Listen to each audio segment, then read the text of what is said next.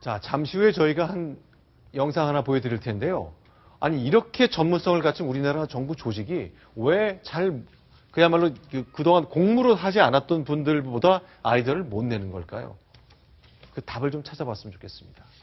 그리고 마지막으로는 어떤 할머니가 손에 꽉 쥐어준 1만 원에 대한 얘기를 나눠보겠습니다. 일단 먼저 가족들이 내놓는 이야기 한번 들어보겠습니다. 저희 학부모님들 자금으로 바지선을 구해서 지금 거기 가 있습니다. 그제 부탁을 했는데도 그렇게 안 해서 저희 학부모님들 자비로 바지선 투입하고 민간인 잠수부를 투입해서 지금 이런 현상이 벌어졌습니다. 오징어에다 우리가 이겼고. 지금 노란색 상의를 입고 마이크를 잡으신 분 정말 답답함을 토로하고 계신데요. 세 가지를 얘기하는 걸 들을 수 있습니다. 바지선 얘기했고요. 민간 잠수사 얘기했고요. 오징어 배 얘기했습니다. 과연 이게 누가 주도해서 되고 있는 것인지 좀 설명 좀 해주십시오. 굉장히 답답해 하시네요. 사실 아주 전문적인 네. 그 정부 구조기관이라고 했는데 네. 제가 보기에는 전문적인 정부 구조기관이 아니고 네. 전문적이라고 자칭하는 정부 구조기관이라고 이렇게 말씀드릴 수 있을 것 같습니다. 네. 지금 현재 네. 실종자 그리고 유가족들이 네. 하도 해경과 네.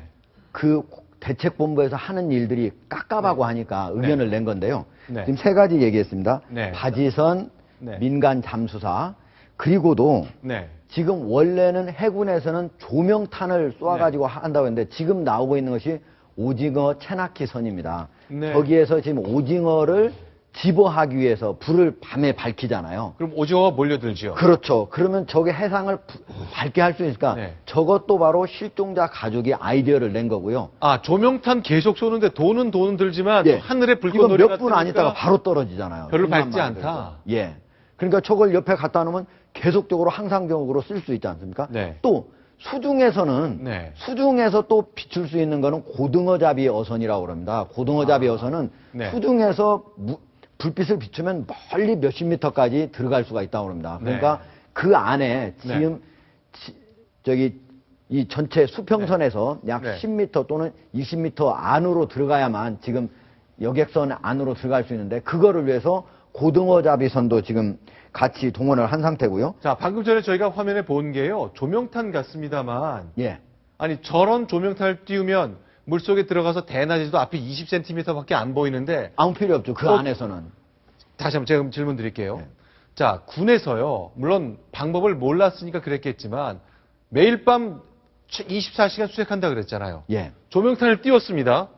물 위는 조금 밝겠죠. 그렇죠. 물속엔 전혀 도움이 안 되는데 그럼 조명탄 계속 띄우면서 자, 우리가 이 조명탄을 밝히고 비춰서 물속 수색을 하고 있다고 계속 얘기를 해왔던 겁니까? 그렇기 때문에 실제로는 잘 안 이루어졌기 때문에 네. 바로 수면 위에서는 오징어 체납기선 그리고 수면 아래서는 고등어잡이 어선을 좀 가져다가 쓰면 좋겠다 하는 아이디어를 내서 지금 활용하고 있는 중이고요. 그 다음에 네. 바로 민간 잠수사와 네. 그리고 바로 해경에 바로 그 잠수사들이 같이 활동을 하고 있는데 네.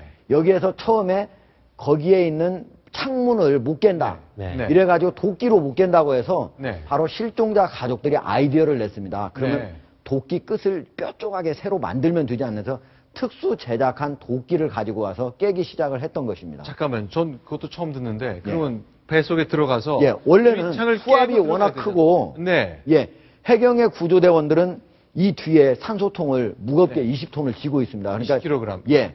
그러니까 어려우니까 이게 잘 깨지질 않았거든요. 네. 뭉퉁한 망치는 잘 안 깨졌죠. 예, 끝이. 도끼가 물론 밖에서는 예리하지만 그 네. 안에서는 잘 안 됐던 겁니다. 네. 그러니까 끝을 뾰족하게 새로 제작을 하자 해서 그거를 네. 할 수 있도록 만든 겁니다.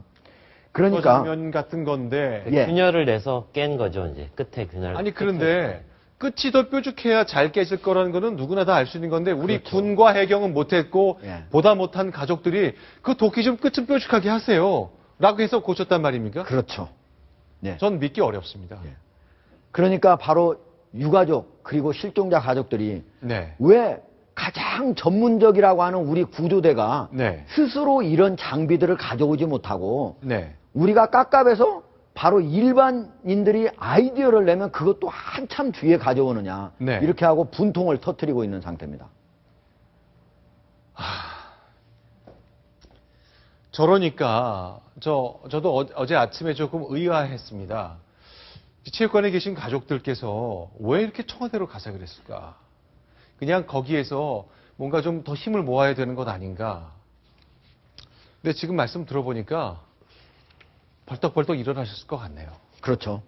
사실은 이제 언론에서는 잠수사 555명을 투입해서 네. 집중 수색할 예정이다. 이렇게 하면은 그대로 우리는 보도할 수밖에 없습니다. 네. 그런데 현장에서 보고 있는 실종자 가족들은 지금 들어간 것이 바로 이 구명줄을 통해서 네. 5줄을 통해서 가야 되기 때문에 네. 4, 5명뿐이 작업을 못 하거든요. 그러니까 들어간 사람은 지금 4, 5명인데 무슨 500여 명이냐. 네. 언론이 허위 보도를 하고 있다. 이렇게 생각할 수밖에 없는 겁니다.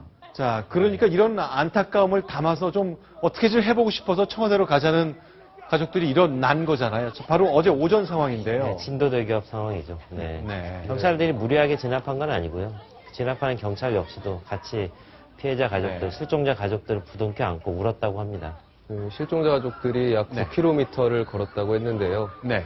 심신이 쇠약해진 상태에서 그렇게 짧은 시간에 네. 9km를 걸었다는 것을 봤을 때 실종자 가족들이 정부에 대한 불신이 얼마나 컸는지 그리고 구조에 대한 열망이 얼마나 강한지를 또 볼 수 있는 대목일 것 같습니다. 아무래도 제가 네. 보기에는요. 네. 이번에 박근혜 대통령이 현장에 가서 스크린을 설치해달라고는 유족들의 네. 바로 요구를 바로 받아들였잖아요. 네. 그런데 그전에는 계속적으로 그 요구를 했는데도 받아들여지지 않았다는 겁니다. 네. 그 이유는 제가 보기에는 자기들이 발표한 대로 실제로는 못하고 있으니까 네. 그거를 감추기 위해서 그거를 요구를 받아들이지 않은 거 아닌가. 그리고 네. 그거를 보여주기 시작하니까 실종자 가족들이 진실을 알게 되니까 바로 네. 분노가 치밀어 오르게 된 거 아닌가. 이렇게 생각을 합니다. 자, 지금 보시는 장면은 진도체육관 안에 실종자 가족들이 정말 뜬 눈으로 밤을 지새면서 가족들의 귀환을 애타게 보는 모습인데요. 어떠십니까? 저렇게 잠 주무시고 정말 힘드실 것 같은데, 자, 대한민국 이번 사고를 계기로 많은 공부가 또 나라 국가 개조랄까 하는 것이 좀 필요할 것 같습니다. 저희가 리포트를 하나 준비한 게 있습니다.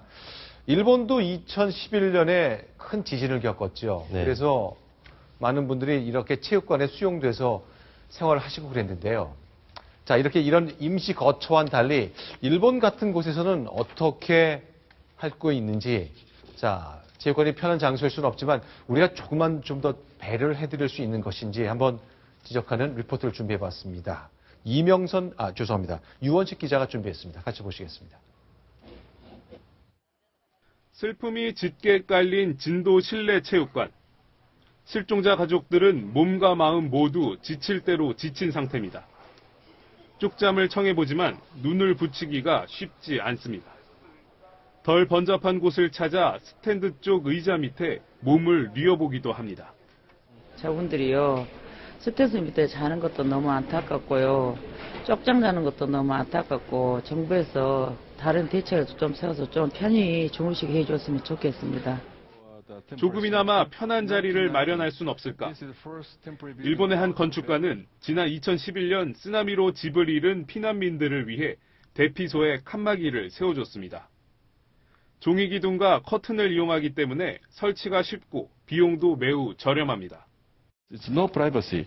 People suffer mentally and physically. So we went there to build the partitions. 캐나다의 한 디자인 회사는 재난 상황에 대비해 안락한 대피 공간을 손쉽게 만들 수 있는 아이디어를 내놓기도 했습니다. 박근혜 대통령도 실종자 가족들에게 모든 편의를 제공하라고 지시한 상황. 이들의 심신을 조금이라도 달래주려면 칸막이 설치와 같은 작은 배려부터 시작해야 한다는 의견이 나오고 있습니다. 채널A 뉴스 류현식입니다. 저런 종이 칸막이 못할 게 없죠. 우리가 왜 못하겠습니까? 마음이 닿지 않았을 뿐이었죠. 자, 작은 것 하나하나 배울 것 배우고 바꿀 것 바꿔야 될 것 같습니다. 자, 체육관에 계신 분 엿새째인데 그 가족분들 얼마나 힘드실까? 이게 얼마나 더 지속될지 아무도 장담할 수 없습니다. 일단 24일 이번 목요일까지는 구조가 최대한 진행되고 있습니다. 그때까지 잘 버텨주셔야 됩니다.